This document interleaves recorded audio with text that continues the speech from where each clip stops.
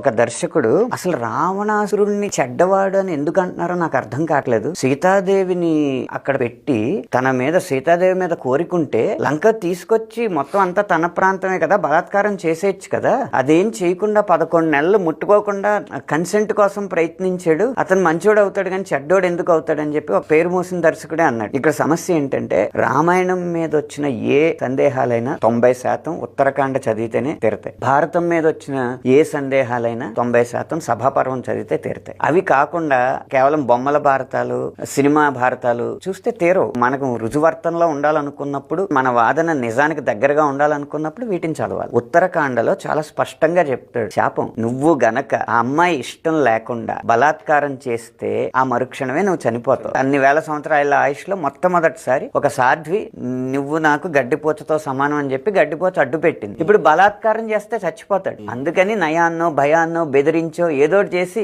లొంగ తీసుకోవాలని ప్రయత్నించాడు. అది అవ్వలేదు. అది చేసిన మరుక్షణమే చచ్చిపోతాడు. ఈ రావణాసుడు ఎందుకు మంచోడు అనిపించాడో నాకు ఇప్పటికీ తెలియదు.